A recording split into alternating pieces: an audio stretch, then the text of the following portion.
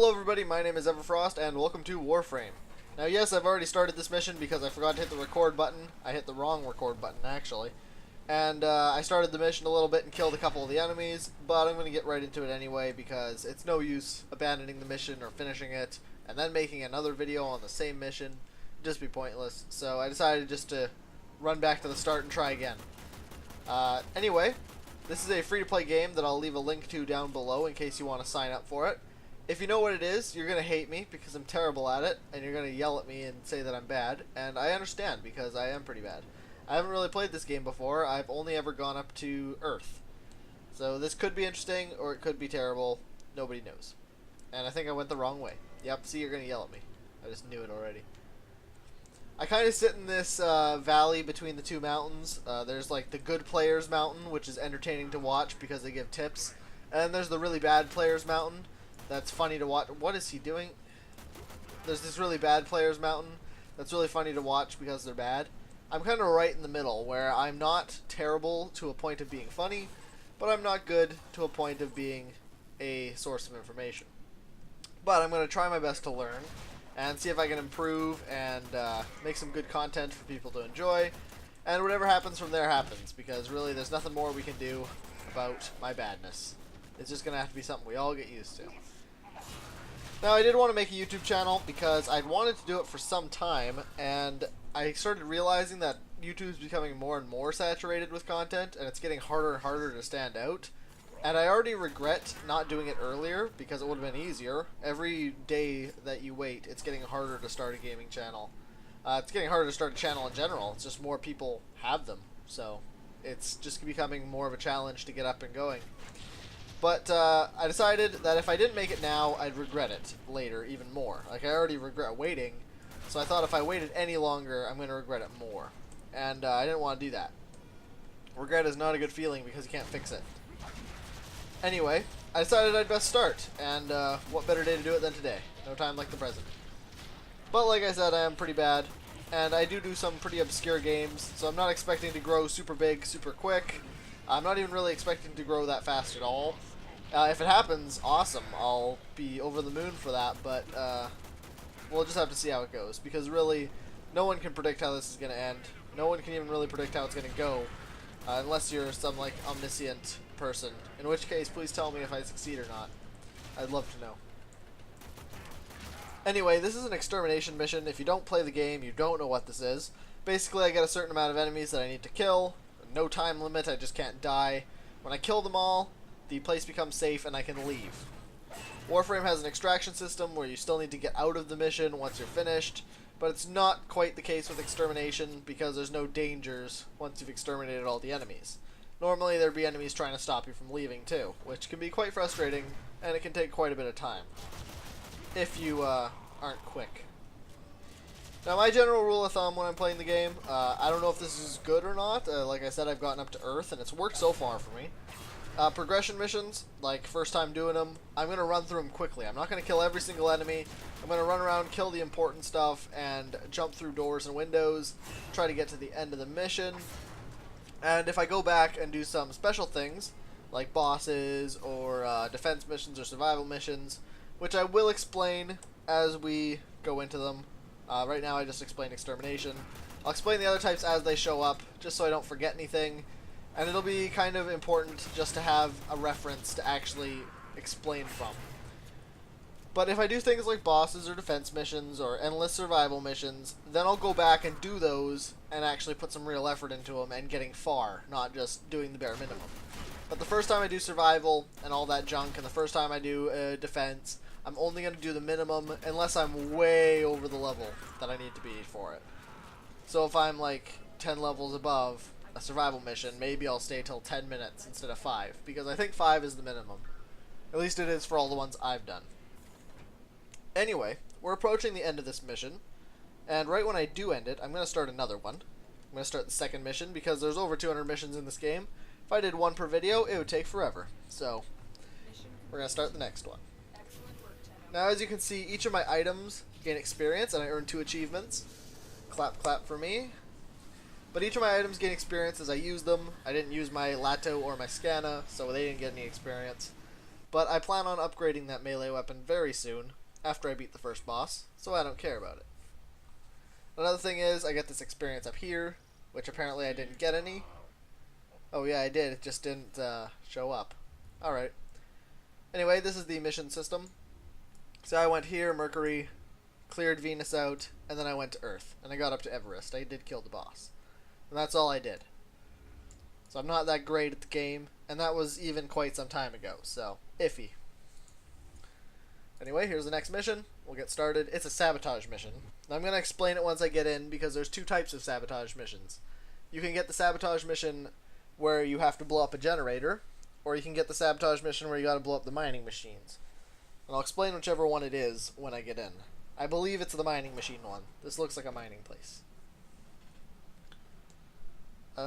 Yeah, mining machines. So basically you go through the place, there's a couple of mining machines, they're big drills. You blow them up, and you move on, and everyone's happy. The sabotage one with the generator is a little more complex. You gotta open the generator up, and then you have to break all the cores in the generator, which can be a little weird. Like, sometimes they don't respond correctly to your gunshots, but I'll explain that when it comes around. Right now, we just gotta get to the mining machine and get out of here. And you may have also noticed I picked up a mod. There's one of the machines there. I picked up a mod. Those mods can be used to augment your character and your weapons, and I think also your sentinels can use them as well. Although I've never quite used a sentinel, so I'm not sure. Another thing that you can do with them is you can fuse them together. You can fuse two of the same mod together to get a significant bonus and to level it up. Or you can fuse a mod with a fusion core, which are mods that are solely for the purpose of fusing. And I think I went the wrong way during my rant. What? Okay, I guess not. Maybe I'm supposed to, yeah, go up there. Okay. Can I get up there? I'm gonna have to find a way, guys. This might be embarrassing. That looks like a way up. Yes, it is. Now you can use those fusion cores to combine with your mods and upgrade them, and each level of the mod doubles its base use. So if I get 20% more health, if I upgrade it once, it'll be 40. If I upgrade it again, it'll be 60. So I get level 1 multiplied by the level of the mod, pretty much. Basic math. It's pretty simple. Really straightforward. There's a couple other mod systems like polarity, but I won't get into all that until I actually fully understand it myself. I understand the system, but not what the best move is for each one. So we're just going to have to go and see that. Maybe I'll mod after this, just to give you guys a quick showcase of what modding actually is. Because it can be a little confusing when you first start, and I don't want to leave anyone in the dark. Especially about such a confusing topic. Like running around and doing these missions, that's easy, anyone can do that, but getting a good mod set together, that's actually quite difficult. And I am a noob, I stack vitality and redirection. If you play the game, you know what it is. If you don't, ignorance is bliss, so you won't yell at me. I won't tell you why that's bad. Anyway, now we're getting to the extraction. Like before I completed my mission, I have to get to that room with the little warframes in it. You guys probably saw it last time. I don't know if anyone was paying attention. You can go back and look if you want. I mean, it's a video and you have free rights, but I wouldn't. It's not that important. Containers. So many containers of good stuff. There is a crafting system, too. That's why I'm picking up all the goodies. I have a lot to go over in a series, actually. I'm kind of excited, though. That means I'll have lots of content, and I'll never run out of things to do. And if I do, I can always start a new game. There's nothing saying I have to stick to Warframe. Although it is probably one of my favorite free-to-play games. I personally don't like a lot of free-to-play games because of their microtransactions, but Warframe has that kind of raw fun value. Like, no matter what your items are, or how good or bad you are, it's still a fun game. I think that's important. It's not too progression-based. I mean, there is progression, but if you're good, it's more important than having all the progression. I know a lot of people say that about their favorite games and all that, like skill beats gear. But it's not always the case. But I didn't upgrade my items up to Earth, and I was fine. So, it's all you need. And I'm going to zipline down. This is the room, by the way.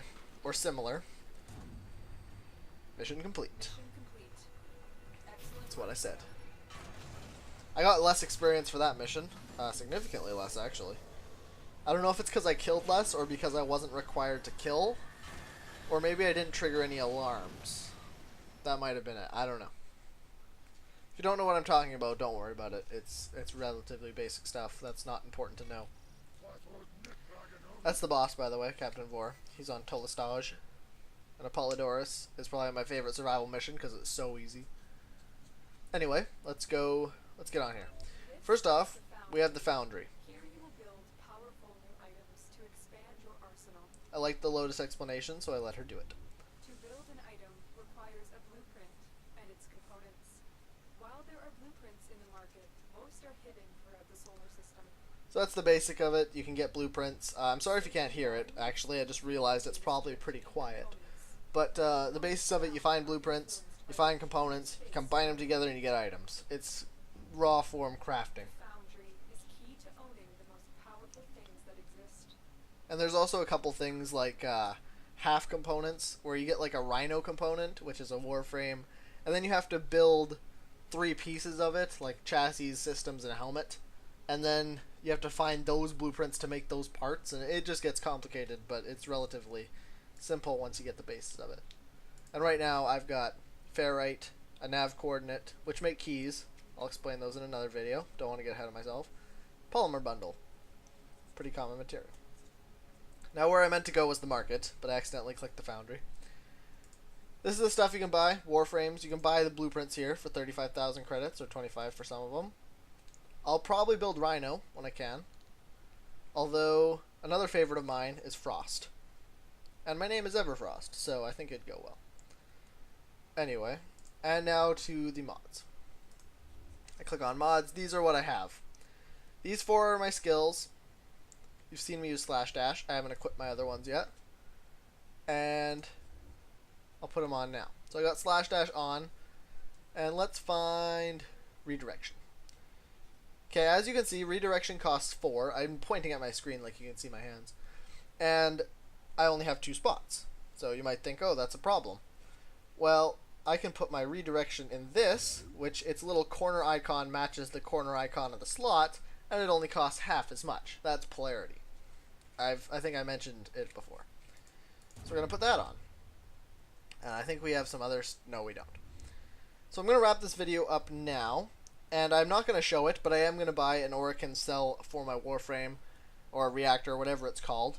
So don't fret over that. I know you're supposed to. Don't freak out at me. I'm going to do it. Okay?